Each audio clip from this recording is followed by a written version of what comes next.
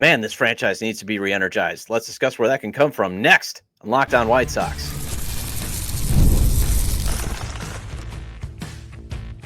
You are Locked On White Sox, your daily Chicago White Sox podcast. Part of the Locked On Podcast Network, your team every day. Hello, I'm your host, Todd Welter, a lifelong Sox fan and the site expert of SouthsideShowdown.com, part of the Fansided Network. And also, I've covered Major League Baseball for outlets such as the Associated Press. And thanks for making Locked On White Sox your first listen every day, part of the Locked On Podcast Network, your team every day. Make sure to hit the like button on today's episode. Subscribe to the YouTube channel at Locked On White Sox if you've not done so already. And also follow or subscribe to this show at wherever you get your podcasts. Well, one thing about this franchise is it is clearly out of energy, and especially with all the losing and the outdated thinking of the owner. Let's discuss how this organization can get re-energized without the obvious move of being sold. Then let's recap some of the lowest points of the season as we say goodbye to 2024 this week, and it's a minor league Monday recap, so let's discuss how the two minor leaguers the Sox got at the trade deadline did as I continue to recap the team's top 30 prospects this offseason. Okay, so one segment, local sports talk station, 670 The Score, runs daily during commercial breaks on its Twitch or YouTube stream, is host Dan Bernstein going over how the organization is just clearly out of energy. I believe he was talking about it was in the offseason of 2023 or maybe somewhere in 2024 about how, the state of this franchise has been, it's now down to the whim of the owner and how everything is done to be pleasing the owner. There's no more Kenny and there's no more Rick to act as buffers. It's just basically whatever Jerry wants. And it's kind of like the end of the empire because there's a lot of people that were in positions that shouldn't have been, no longer been in the positions. I mean, look at the international scouting team. I mean, it was completely, basically a clown show at the end. They were not producing players. And it's just like this franchise is just totally out of juice. It's totally out of gas. There's just no enthusiasm for 2025, as every fan knows this will be another season where they have 100 losses. And heck, they might even be flirting with 120 losses. That's a real possibility that this team may not win 40 games next season. Now, I think that's probably, I think they're going to be more in the 50 to 60 wins, even though it's still terrible. I just think that this roster is going to be a little bit better constructed to at least get guys on base. Where I think the failed logic in 2024 was, let's construct a roster of run prevention, completely ignoring that you still have to score runs. You can prevent the team from, not scoring anything, but if you still make the random errors, which happen, or your bullpen, doesn't execute, which happened a lot, you're going to lose a lot of games because if you can't score runs, you're not going to win. And obviously you can blame the owner for having an insular infrastructure that allowed the franchise to rot so quickly in 2021. And you can definitely say sell the team. And basically sell the team has become the chant of all Chicago sports fans. Because you can sell, you can chant sell the team for the Bulls. You can chant sell the team for the Bears.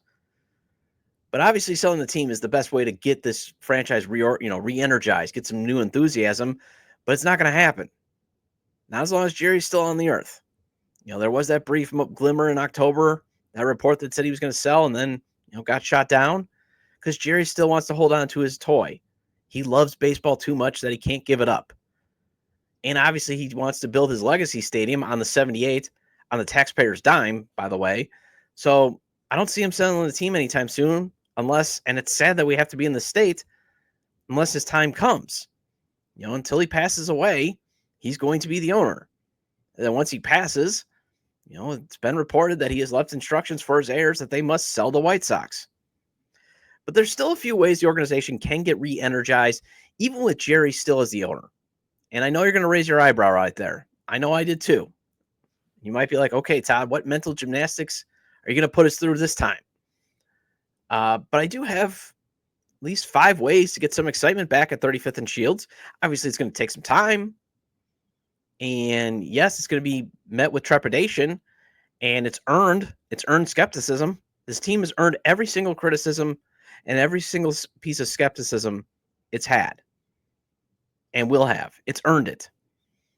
This organization loves to shoot itself in the foot. So stop shooting yourself in the foot. That's the first thing. The first is the owner must continue to relent on this team being designed for an audience of one, him. So that's what's happened. Okay. This team has become targeted for an audience of one, Jerry Reinsdorf. The second, the majority of these touted prospects the Sox currently have got to pan out. The third, the next 2 or 3 drafts in international free agency class, they're critical because they have to add more star players, more talent for guys to be stars, and then develop them into stars. And then obviously if a bulk of these prospects do pan out, if they somehow do continue to draft well, which I think they have been doing a good job under Mike Shirley, keep some of these players around long term. Stop trading away star players because your drafts are so poor. You have to use major league assets to get high-level prospect assets back. Keep these guys around. We just saw Garrett Crochet get traded away. He just turned into a stud, a player you drafted and developed into an all-star, and you had to trade him away because your timelines don't match up from competitiveness, all that stuff. And then fifth, and this is the longest shot of longest shots, but somehow winning the Roki Sasaki sweepstakes. That would definitely re-energize this franchise. But let's circle back to the audience of one, because that's what this franchise has been since the end of the 2020 season. Ever since Garrett Crochet did leave with that injury and Ricky Renteria absolutely freaked out and didn't know what to do in Game 3 of that wild card series against Oakland, this has been a team designed for an audience of one, Jerry Reinsdorf. It was Jerry who brought back Tony La Russa because he got scared the team got too swaggy, and he had to make up also for his lifelong regret. It was Jerry who was speculated to be behind beloved TV voice Jason Benetti getting pushed out of the booth after the 2023 season. It was Jerry who came to loathe the way modern baseball has become, loathe the data and analytics, loathe the way front offices should be constructed. Just, it should be back to the days when Branch Rickey looked at players with one time and was like, yep, that guy's going to be a big league player. Even though Branch Rickey was also kind of what data and analytics is ahead of the time when he realized, you know what, that, ban on black players, that's not official. I'm going to go sign Jackie Robinson. That's the thing that just frustrates me so much about Jerry's love of Branch Rickey. Branch Rickey was actually a forward-thinking guy. Maybe he should have, continued to be forward-thinking, but it was his resistance against data and analytics and the investments to be made to the point that think about it, the defense was never correctly positioned. One of the reasons why the defense was so poor, you didn't have the data and analytics to know trends and where do you put the guy for each hitter. Think about that. Data and analytics, it was this such backward thinking, and people that are still traditionalists, data and analytics a lot of times just helps with simple things like, hey, be here, because that's where the guy's normally going to hit it. That type of things. Now, obviously, updates are being made, which is a start, but the franchise has to pivot away from being run on the whims of the owner. And I know ownership matters, but really ideal ownership is the owner hires a guy that knows what he's doing, that's very qualified, and let him run the organization and give him the money to spend like the Dodgers and the Mets do. So remove yourself from the day-to-day operations, Jerry. 121 losses is what the Sox got with your approach. Remove yourself. Get out of the way. Stop calling about the TV broadcast that was reported in The Athletic. The only time you should get involved now going forward is if Chris Getz is just an absolute dumpster fire. And I know there's a lot of you that already think he is. I think, I'm kind of somewhere in the middle. I think he's shown some signs of promise, but we'll go through probably another 100-loss season, and it might be like, oh my gosh, this guy cannot construct a big league roster, to even give yourself a shot at 95 losses. But still, you got to like some of the hires. Will Venable as a manager, that's a really good hire. You got to like the director of hitting, director of pitching, kind of having, development now as an entire organization from the top down, the focus on playing baseball from top down. Now, I agree that I've been very critical of Chris Getz, on some of his trades and some of his free agent signings too. So don't get me in this, oh, he's a pro Getz, because I think that it was the worst GM search ever of all time, but we're now stuck with him. But if he produces another 39 win team, you got to move on. Then you want Jerry to get involved. Otherwise, get out of the way. Let the adults, like Josh Barfield and Brian Bannister and Adam Fuller, help Chris Getz make this team into a competitive team, hopefully by 2027, maybe 2028. And also, stop being loyal. God bless you, Jerry. for being a loyal guy, but loyal allowed people that should have no longer been in their positions to still be in their positions and allowed the franchise to rot, like this international scouting department. That, their director was in there for far way too long. Far, far too long. I know it's cruel, but if you're not good at your job, it's time to get rid of those people. Accountability has to be a standard. Instead of whatever pleases Jerry and let's just be loyal, have accountability. And if you want some juice back on 35th and 35th and Shields, then the kids not only need to play, but they need to play well. Kind of like what happened 23 years ago. The kids can play. Remember after the white flag trade, for those that were around, I remember being just absolutely super upset as a teenager. And you hated it. Oh, the kids can play. But you know what? The kids could play. So give the youngsters a runway and then hope that they produce. But get good players this time. Like, no more Andrew Vaughns and Nick Madrigals. And for those that love Andrew Vaughn and Nick Madrigal, they're not good baseball players. Nick Madrigal just got non-tendered by the Cubs. Okay? Just because you can make contact and not strike out doesn't mean you're a good baseball player. He's a terrible base runner, no pop. Sorry. But I do think you can get some energy if pitchers like Noah Schultz and Hagen Smith do realize their potential. That's the anchor of a rotation then for the rest of the decade, a dominant rotation too. And I feel very comfortable with the organization's ability to develop pitching. I mean, we've seen them at least develop a lot of stud pitchers. Chris Sale, even Carlos Rodon when he was healthy in that bounce back season.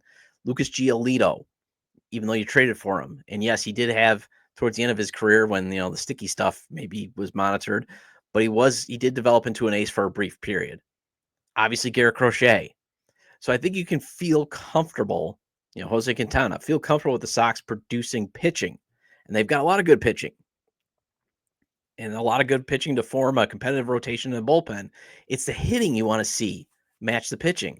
That's why I'm going to focus more on Colson Montgomery, Kyle Teal, Edgar Carroll, and Brian Ramos this season. And I'll even throw out the new age walk king, Chase Meidroth, just because he has the ability to become a fan favorite if he keeps getting on base. I'm not projecting him to be a superstar. I've got my bet with my guy Bez, but you still need solid players, and he could be one of those. And I know Ramos might be a backup role this year, but I like his upside more than I do Miguel Vargas. And remember, Vargas stands, I did make the case for him to still have a viable big league career on Friday's show. There was a lot of people in the comments that were like, he could still. Yes, I made the case. Keep listening. Pro tip. Listen to the segment, then comment. But I think those are the four that have the potential to be impact players. So if you get those four to hit well, then you got something to build a lineup around. Then you can be excited. Heck, even if two of them is producing, that's a start. And I know we've been burned before, but give these guys a runway. And if they produce, now you got some juice. Now you got some energy. Now you got this thing called hope.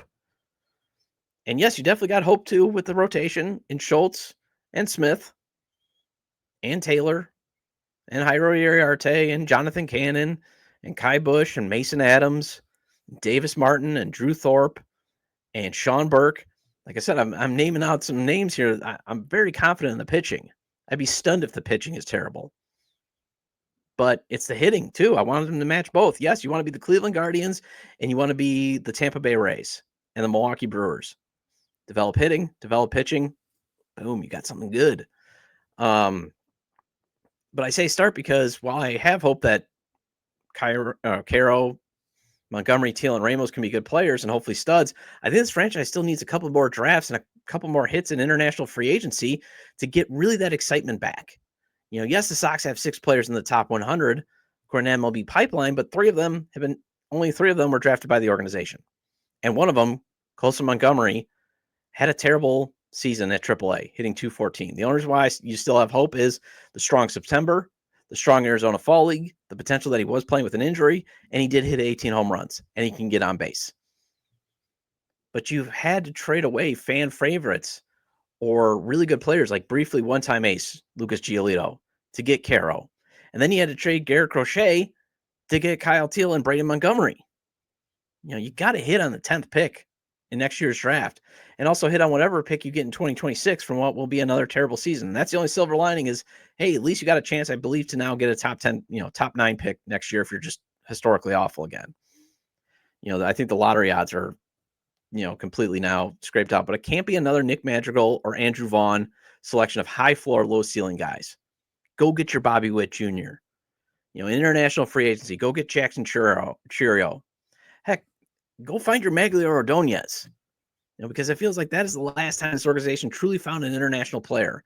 And yes, Jose Abreu, he's a legend, but he was like 24 when he signed. And Luis Robert Jr., he was also a little bit on the older side for a prospect. And those were slam dunk signings. I want to go find a guy like Magglio Ordonez, guy out of Venezuela, out of nowhere. Like a 17 or 18-year-old stud player that you have identified and found with unlimited potential. And then help those kids thrive to become stars. And then how about keep them around? Make sure they're here beyond their 6 years of club control. Stop this flood of trading away these guys because the timelines of being competitive do not match up with the years of club control. Obviously, you do also have to find a way. Are these guys motivated just by money? Because that kind of happened in the last rebuild. So if those are the guys that are motivated by money, then fine. Play the yard game and then let them be. Let them leave, like Anthony Rendon, like the Nationals did. But if you get those guys that are motivated by greatness and love of the game, pay those guys. Keep them long term. Have those guys end their careers with the Chicago White Sox. And then finally, obviously, the Sox reportedly still have not had a meeting with Japanese pitching sensation Roku Sasaki. But you got to hope maybe his former manager in 2005 Sox legend Tadahito Oguchi comes through and gets the Sox a meeting to present their case. And then, hey, maybe Oguchi's influence and somehow Chris Getz is a heck of a recruiter. I mean, he got Will Venable to be the manager. They pull off the miracle in signing him. If that happens, that would first of all be the shocker of the offseason because you're basically signing the Japanese Paul Skeens, and he's 23, and that would immediately give the Sox some buzz. It's a long shot of long shots, but if that somehow happens, then you got something. Then you definitely got some energy back in this organization. Well, 2024, obviously the worst season ever, and tomorrow I'll recap the few good moments, but let's talk about the bad before we can move on to the good and move on to 2025. So let's recap the low points first. As you got to take the good with the bad, 2024 was pretty much the worst, and I'll review the low points after the break.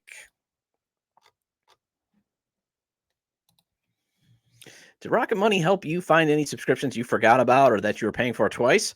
Come to think of it, I should use Rocket Money to help me out, as I'm sure I've got subscriptions out there and that I'm not using or aware that I even signed up for. And I hear it's like having a personal assistant for your finances. Rocket Money is a personal finance app that helps you find and cancel your unwanted subscriptions, monitors your spending, and helps you lower your bills so you can grow your savings. It brings everything together in one place, whether it's subscriptions, your spending habits, or even the goals you want to hit this year. Rocket Money has over 5 million users and has saved a total of $500 million in canceled subscriptions, saving members up to $740 a year when using all the app's premium features. I should check it out, especially since I got some Christmas bills that are going to be coming due next month. Wrapped up on spending on gifts for my nieces and nephews and my daughter. So I should check that out. So cancel your unwanted subscriptions and reach your financial goals faster with Rocket Money. Go to rocketmoney.com/lockedon today. That's rocketmoney.com/lockedon. rocketmoney.com/lockedon. Welcome back to Locked On White Sox. I'm your host, Todd Welter. Again, make sure to hit the like button on today's episode. Subscribe to the YouTube channel at Locked On White Sox if you've not done so already. And if you can't catch the show on YouTube, Locked On White Sox is available on all major podcast platforms. So make sure to follow or subscribe on places such as Apple or Spotify. Either way, get your 30-minute fix of Chicago White Sox baseball venting with me, as this is the only podcast dedicated to the White Sox talk 5 days a week, year-round. Although programming note, I'm going to take New Year's Day off. So there'll be about 4 episodes this week, and then we'll be back to our regular 5 episodes a week next week. So my hope for 2025 is I'm not talking about the Sox threatening to break the 1916 Philadelphia A's worst winning percentage ever. I discussed that way too much in 2024. I should not be talking about the Sox threatening a record that was set before the United States entered World War I. Okay? I shouldn't even be talking about a team in 1916. That's where the Sox were flirting with. And while 2025 is still going to be a bad season for the Sox, I hope it's more of the 100-loss variety with the hope of things actually pointing up if younger players are showing some promise And the only reason, again, the Sox lose 100 games is just because they're overmatched and you have rookie mistakes. Colson Montgomery bobbles some balls in shortstop, but at least he's crushing 20 to 25 home runs. I'll take that. I'll be perfectly acceptable with, 100 loss season if Colson Montgomery, when he makes his debut, whether it's opening day or a few months in, he hits 20 to 25 bombs. Edgar Caro eventually, whether, again, these guys make their opening day roster, but Edgar Caro or Kyle Teal, Ryan Ramos, these guys, or even Brooks Baldwin shows that he can actually hit major league pitching, because he always hit at the minors, but then he came up and it was like, ee. But as long, and then the pitching too, like Jonathan Cannon's pitching great. So is Davis Martin. So is Drew Thorpe. So is Sean Burks. None of that, what we saw was just potential. We actually start to see it continue to be realized. That's what you want to see. You want to at least see the arrow pointed up. Because right now, this season finished so historically bad, and there's not a ton to point the arrow up. Jonathan Cannon, Davis Martin, there's hope. So is there Sean Burke. Drew Thorpe, there's hope. That's about it. So, I'll take that. But in 2024, it was also just incompetent managing, bad luck, poor execution, and being overmatched. That's the other reason why the arrow's not pointing up. So if you have a 100-loss season next year, and it's like 101 or that, as long as the arrow's pointed up, all right, we're okay. But let's hope we avoid some of these low points that happened in 2024, and let's hopefully we never have to speak of 2024 ever again as we move into 2025. Although I'm going to try to get Scott Merkin from MLB.com on, and I do want to get his thoughts on, what was it like to cover an historically bad team, but, let's start to, move that away on that. But some of the low lights, obviously the 3-22, the 3-22 start, and then not firing Pedro Grifol is what sticks out first. That's like the biggest low light.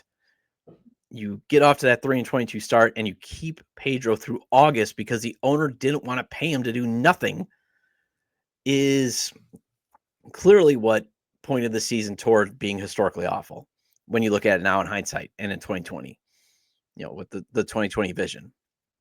And yeah, you could say, well, they had that 11-8 stretch then where the Sox actually did look like a professional baseball team, but then that 39-game brutal stretch of schedule absolutely blasted any hope of even the Sox being fun bad. So I think, after that 11-8 stretch, you're like, hey, maybe they'll be fun bad. Like, again, there'll be some things pointing up. It won't be, maybe you'll have some hope for some guys that can help in 2025. And no, not during that 39-game stretch of schedule. Because that was just horrifically awful of the horrifically awful, especially with a manager that was completely in over his head, managing the club during that stretch that really helped kind of torpedo that season. And he should have never been managing because that was the other thing. There was no accountability for that 3-22 start. You should have had some accountability by getting rid of Pedro then.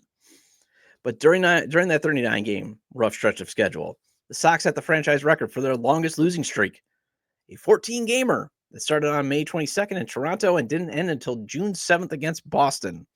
And during that time, you basically had Pedro lose the clubhouse when he questioned the team's effort in a 4-1 loss to Baltimore, when he said the team was effing flat, and then he doubled down. Well, the players were like, well, Coach, Skip, we faced Kyle Bradish. He's a really good pitcher. He almost threw a no-hitter. It wasn't that we were flat. It was just he was throwing pitches that we couldn't touch. And he was like, oh, I'm doubling down. It was just so out of character, and that's when you could tell he lost the team. And also, the Sox had a chance to beat Baltimore the night before to stop the skid. They also could have beaten Milwaukee during that stretch, but lost in extras. Could have actually taken the crosstown series at Wrigley, those first two games of that series, and they lost both 7-6. And at that point, after losing a record 14 straight games, Pedro should have been fired, but he wasn't. Instead, the Sox would later tie the AL record with the most consecutive losses with a 21-game losing skid. Started in the second game of a doubleheader against Minnesota on July 10th, and the Sox would not win again until August 6th. And then 2 days later, Pedro was finally fired, but by then it was, too little too late. Sox did endure one more double-digit losing streak under interim manager Grady Sizemore, and then broke the 1962 New York Mets records for most losses in a 162-game season on September 27th in Detroit when the Tigers clinched a playoff berth, with former Sox TV announcer Jason Benetti calling it for the Detroit Tigers, and the Tigers being led by A.J. Hinch on that improbable run, wherein A.J. Hinch probably should have been the White Sox manager. I'm going to get over that. Got to accept that A.J. Hinch was not hired. We at least have Will Venable. Hopefully he lives up to his resume. Hopefully he lives up to the, his apprenticeship. Okay. Back to hope. And it's Monday, and in the offseason, I'm trying to run down the Sox top 30 prospects. The order has changed obviously a bit, as I described 2 weeks ago, but I can still go over how two top 30 prospects that the Sox got at the trade deadline, how they came in and how they did, and I'll discuss that next on Locked On White Sox.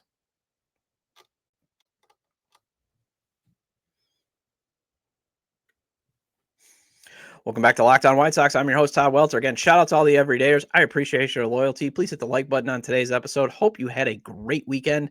Recommend to your fellow Sox fans or baseball fans, friends, to subscribe to the YouTube channel at Locked On White Sox, wherever they get their podcasts, as the show's available on all major podcast platforms. And I believe a good amount of the population of Chicago was at the American Girl store or the Lego store at Watertown Place yesterday, because that's where I was.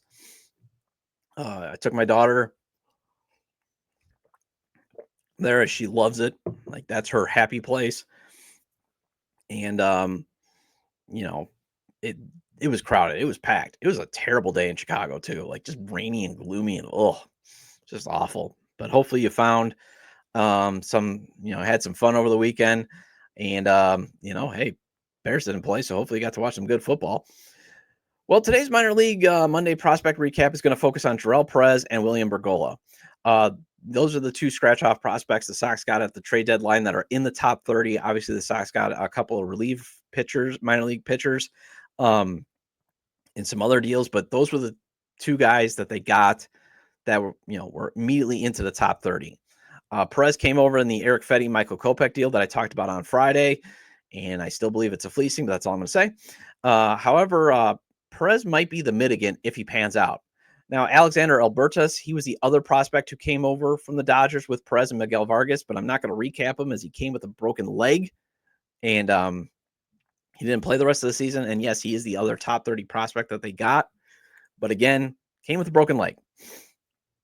Bergolla came over in the Tanner Banks deal with the Phillies. So right now, Perez is the 17th ranked prospect, and Bergolla is the 19th ranked prospect per MLB pipeline for the White Sox top 30. And then Albertus is in there at 18. But again, not much to recap with Albertus because he broke his leg. Perez had a 259, 344, 431 slash line in 30 games in the Sox system, playing at low A Kannapolis. Just hit 2 home runs after hitting 10 and 288 at-bats in the Dodgers system. He did hit 263 with an 800 OPS in August. He did turn 20 last month. And this is the scouting report per MLB pipeline. Perez has lightning-fast hands that produce tremendous bat speed from the right side of the plate. He has an advanced approach, rarely chasing pitches or missing them in the zone, and produces exceptionally hard contact for his age. He also shows tremendous feel for pulling balls in the air without selling out for power, and could produce 20 or more home runs per season. Though Perez is a quality athlete, he's just an average runner. After dividing his time between second base, shortstop, and third base in his first 2 years as a pro, he's played almost exclusively at the Keystone in 2024. His average arm strength is better suited for second than the left side of the infield. Still going to be a while before we possibly see him on the south side, as his projected arrival is 2027. But if he has a strong year at, say, high A, Winston-Salem, and then hopefully gets a promotion maybe to double A, I could see him moving up the ranks. I am excited about Perez, as you saw with that scouting report, but again, he's still kind of a bit unknown. You want to see what can he do now at Winston-Salem, and then what could he do maybe at Birmingham. Bergolla had a 316, 386, 368 slash line in 22 games in the Sox system, playing at high A Winston-Salem. Not a power hitter. He has just one career minor league home run. But so what you want to look at is his bat to ball skills as he goes through the Sox system, and his on base percentage. And here's the scouting report on him per MLB pipeline. The lefty hitting infielder stands out with his high baseball IQ, plus instincts, and innate knack for contact. Bergolla rarely chases pitches out of the strike zone and draws a decent amount of walks. The big question surrounding him is how much of an offensive impact he'll have, because of it. He produces a lot of ground balls. generates below average exit velocities, and homered just once in 146 games in the Philly systems. Bergolla's instincts, hands, and feet all give him the chance to play shortstop, and he has enough arm for the premium position. He's played primarily second base this year, and some think the Keystone may be a better spot for him long-term because of his range. He's a solid runner who's doing a better job of using his speed on the bases in 2024. So you can see how he fits the team's desire for guys who get on base, and he might be an ideal, bat to ball. As I've said, the ideal Sox lineup is you have at least 3 guys with bat to ball skills that can run the bases. So, that he could be one of those guys. He's projected to be in the bigs by 2026 per MLB Pipeline. Well, that wraps up this edition of Locked On White Sox. Thank you for making Locked On White Sox your first listen today. For your second listen, find Locked On MLB. Baseball guru Sully brings a daily blend of humor and baseball, keeping you updated on every rumor and story throughout the offseason. Find Locked On MLB on YouTube or wherever you listen to your podcast. I'll be back tomorrow with some New Year's resolutions to make regarding being a White Sox fan in 2025 and go over the few highlights of the 2024 season. Feel free to leave comments about today's discussion regarding the organization needing to be re-energized, the lowlights of 2024, and the Minor League Monday player recaps of Jeral, Perez, and William Bergolla. You can leave them at the episode page on YouTube, X, formerly Twitter, at Todd J. Dub, or at Locked On Sox, or you can email me at lockedonwhitesox@gmail.com. Have a great day, and I'll see you tomorrow.